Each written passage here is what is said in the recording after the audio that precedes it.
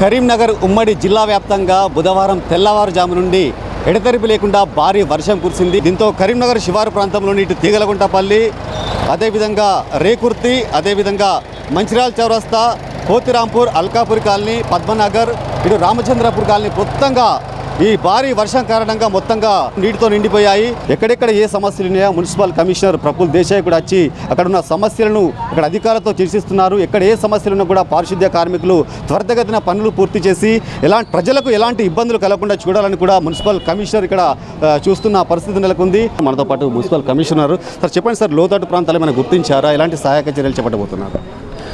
Already మనము ఒక 4-5 లో లయింగ్ ఏరియాలు ఉన్నాయి కరీంనగర్లో, అవన్నీ ఇప్పుడు విజిట్ చేస్తున్నాము. కొన్ని దగ్గర ఏం ఇష్యూ అవుతున్నదంటే చాలా వరకు ప్రజలు వాళ్ళ ఇంటి ముందుకి డ్రైన్ని బ్లాక్ చేసుకుంటున్నారు. మీరు కూడా ఇప్పుడు చూసుకుంటున్నారు.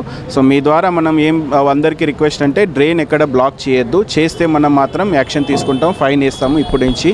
ఎందుకంటే వాళ్ళ ఒక్క ఇంటి కోసం మొత్తం బ్లాక్ చేసి మొత్తం ఆ కాలనీకి ఇష్యూ అవుతున్నాయి. ఇట్లాంటివి ఇప్పుడు మనము ఈ ఏరియాలో గుర్తించుకున్నాము.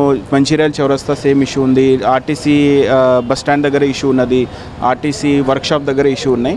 సో ఇవన్నీ మనం ఇప్పుడు విజిట్ చేస్తున్నాం. మెయిన్లీ ఇవన్నీ ఒక R&B కల్వర్ట్లో కూడా చాలా తక్కువ అయినాయి. అప్పుడు వాళ్ళ పాత డిజైన్ ప్రకారం ఉన్నాయి కాబట్టి సో అవి కూడా మనం టేకప్ చేయడానికి R&B కూడా రిక్వెస్ట్ చేసుకుంటాం. ఏం ఇష్యూ లేకుండా మనం ప్లానింగ్ చేసుకున్నాం. రానున్న రోజుల్లో ఇంకా 2 రోజులు కూడా భారీ వర్షాలు ఉన్నాయి కూడా మీరు ప్రజలకు ఎలాంటి సందేశం ఇవ్వబోతున్నారు, హెచ్చరిక? సో అందరూ ప్రజలు ఎక్కువ ఏమైనా వర్క్ ఉంటేనే బయట రావాలి, లేదంటే ఇంట్లోనే ఉండాలి. తర్వాత ఎక్కడైనా ఎస్పెషలీ చిల్డ్రన్స్ ఉంటే వాళ్ళని బయట అలౌ చేయకూడదు, ఎందుకంటే వరద వాటర్ వచ్చినప్పుడు కొన్ని ఇష్యూస్ రావచ్చు. దెన్ ఎస్పెషలీ మనము ప్రజలకి ఏమంటే ఎక్కువ మీరు ఎక్కడ కూడా ఈ ప్లాస్టిక్ కావచ్చు, ఈ ఇంటి ముందు వాళ్ళ కన్స్ట్రక్షన్ డెబ్రీస్ డ్రైన్లో వేసేస్తున్నారు, అవన్నీ బ్లాక్ అవుతున్నాయి కాబట్టి అవన్నీ చేయొద్దని కోరుకుంటాం. అట్లానే మనకి హెల్ప్ లైన్ నెంబర్ కూడా ఉంది. ఏమైనా ఇష్యూ వస్తే హెల్ప్ లైన్ నెంబర్కి కాల్ చేస్తే మనం ఇమీడియట్గా రెస్పాండ్. కరీంనగర్లో ఏమైనా లోతట్టు ప్రాంతాలు గుర్తించారు ఇప్పటివరకు? ఏమైనా ఉన్నాయి, ఒక 4-5 ఉన్నాయి, గుర్తించాం. అక్కడ మనం నెసెసరీ యాక్షన్ తీసుకుంటాం. Thank you sir. సో చూసారు కదా, మొత్తానికైతే ఈ ఖాళీలో ఉన్నవారు ఇంటి దగ్గర మాత్రం మ్యాన్ హోల్స్ బ్లాక్ చేయకుండా ఉండాలి. ఎవరైతే ఈ మ్యాన్ హోల్స్ను కానీ ఇక్కడ ఉన్న మోరీలను కానీ బ్లాక్ చేస్తే మాత్రం వారిపై చట్టపరంగా చర్యలు తీసుకుంటాం. ఖచ్చితంగా ప్రతి ఒక్కరూ ఈ వర్షాకాల నేపథ్యంలో రానున్న 2 రోజులు భారీ వర్షాలు ఉన్న నేపథ్యంలో ప్రజలు జాగ్రత్తలు వహించాలని కూడా చెప్తున్నారు.